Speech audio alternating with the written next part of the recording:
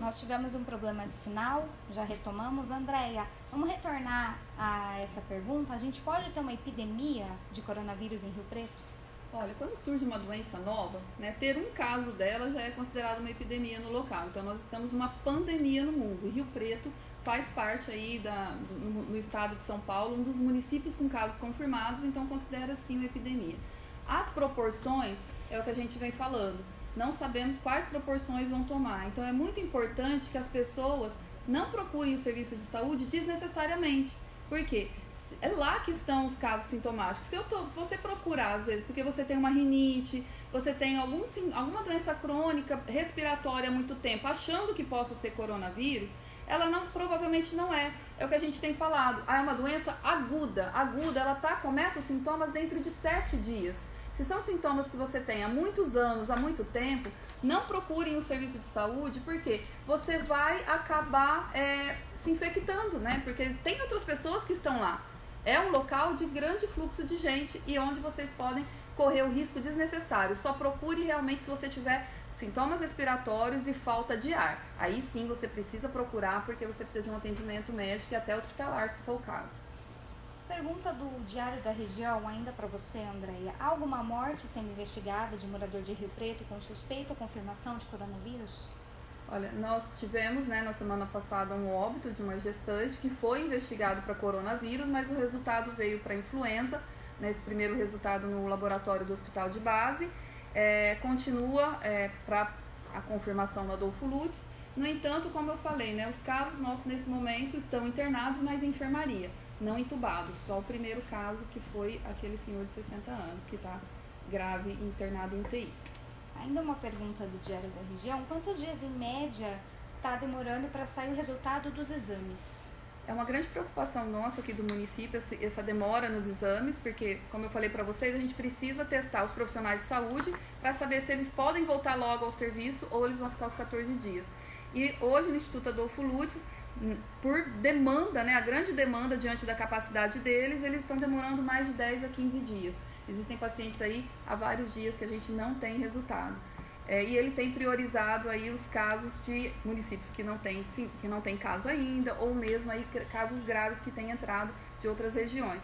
Então é importante as pessoas saberem isso, A coleta de exame não é ela que vai dizer a nossa situação. O que vai dizer realmente, gente, as pessoas, quem está com caso leve, não procurar serviço de saúde, os casos graves nós vamos monitorar, para que realmente a gente consiga dar resposta e o nosso serviço consiga aí, ter atendimento adequado para todo mundo. Porque se todo mundo for para o atendimento médico nesse momento, pode ser que um grave fique aguardando e aí por conta de quem é muito leve não vai ter essa prioridade, vai ficar muito tempo também esperando. Então é importante sim que as pessoas sigam os nossos fluxos. E o 0800 é o nosso canal para tirar qualquer dúvida.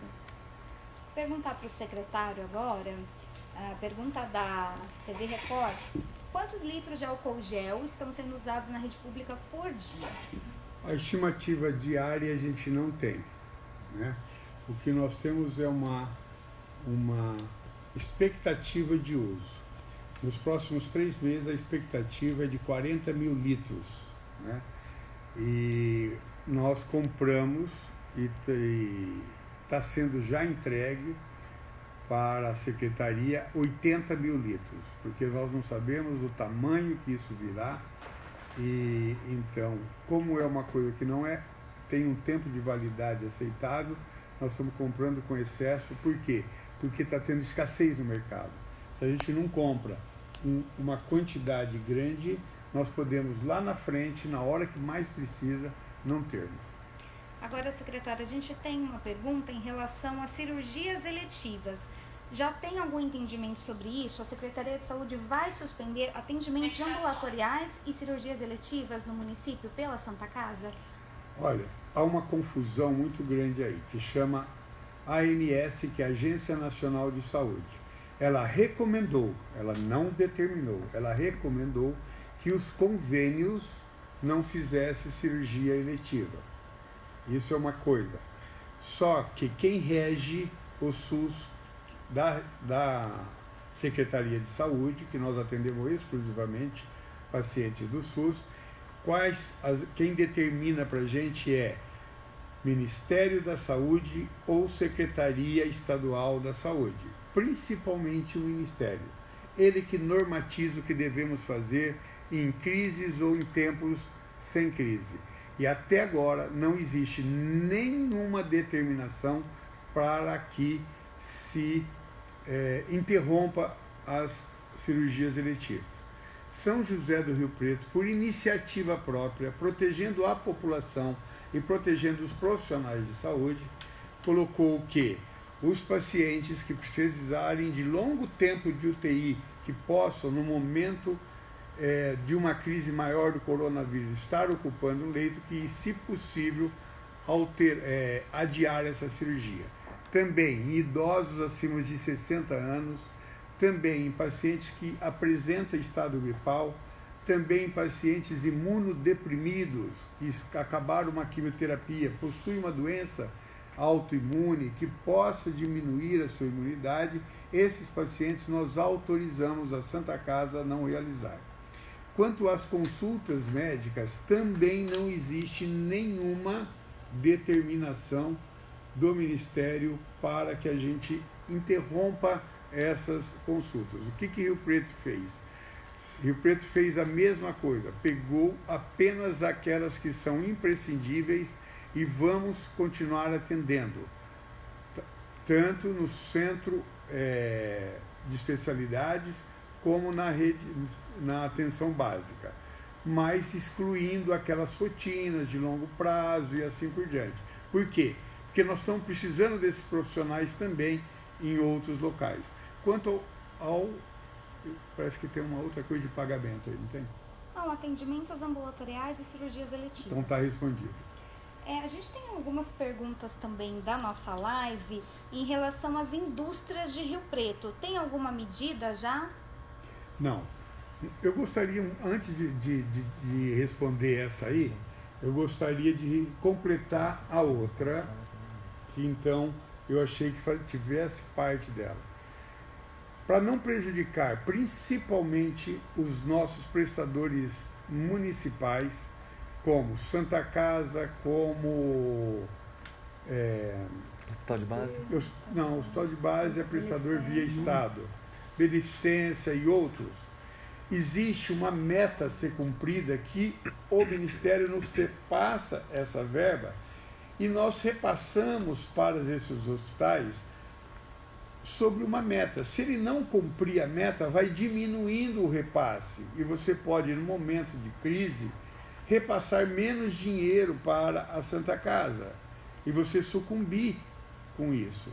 A hora que nós tivermos uma determinação do Ministério, aí sim nós podemos repassar verbas mesmo que não cumpram metas. Então essa é uma das razões fundamentais também para que a gente não prejudique os nossos parceiros que estão fazendo de tudo para nos atender. Então tem que pensar também nisso aí. E os profissionais de saúde lembrar sempre o seguinte, tomar os cuidados adequados, tá? Muitos profissionais, por exemplo, da rede privada, continuam atendendo os seus consultórios. E tem o mesmo risco de se atender aquele paciente que não tem nenhum sintoma. Tá? Por isso que, então, ainda não houve uma determinação. Nós estamos aguardando e, se for possível, nós iremos restringir. Quando que nós iremos restringir a cirurgia eletiva? Quando pelo menos 20% dos nossos leitos de UTI reservados ao corona estiverem ocupados. Aí nós podemos restringir. Por quê? Porque esses leitos poderão ser importantes lá na frente. Outra coisa, quando nós tivermos transmissão comunitária, ou seja, aquele que não teve contato com o viajante do exterior ou com alguém que teve coronavírus, que ele adquiriu e não sabe como ele adquiriu, né? Foi da comunidade. Também, nesse momento, a tendência vai ser de aumento do número, nós também restringiremos cirurgia eletiva. Também se a gente localizar um foco muito grande em um determinado local, também restringiremos. Então, existem algumas normas que a gente está tomando que nós poderemos a qualquer momento fazer essa restrição. Vou perguntar agora para Michela Barcelos, gerente de imunização daqui de Rio Preto, sobre a gripe. Quantas doses foram enviadas para Rio Preto? Elas são suficientes para cobrir os 2 primeiros grupos de risco, né? Os idosos e os profissionais de saúde? Na primeira remessa, feita no dia 18 de março, nós recebemos 22 mil doses. Isso equivale a mais ou menos 29% da população de idosos e profissionais de saúde que nós temos, que chega a quase 80 mil. Mas nós sabemos que essas remessas de vacina serão periódicas e nós já temos aí uma informação que amanhã o grupo de vigilância epidemiológica aqui da região vai estar recebendo novas doses. A gente acredita que Rio Preto também vai receber mais doses para poder garantir a vacinação desses 2 grupos. No entanto, ainda não temos informações do número de doses que serão enviadas. Para finalizar, eu queria perguntar para o secretário, hoje a gente viu algumas situações de filas em unidades de saúde por conta de remédios. Então, eu queria que o senhor reforçasse essa questão da assistência farmacêutica. Na assistência farmacêutica, as condutas iniciais tomadas foram essas. Prorrogação de validade das receitas para 90 dias daqueles pacientes que fazem uso de medicação crônica. Crônica com contracepção e reposição hormonal. Os anticonvulsivantes, que também não pode faltar, né, por um ou outro motivo, eles terão validade, a receita terá validade de até 6 meses, ou seja, 180 dias. Então essas foram as primeiras, e também para alguns tipos de pacientes especiais que não tenham condições, nós iremos levar a medicação na casa do paciente. São algumas dessas determinações que foram tomadas. Tá certo, muito obrigada. De nada.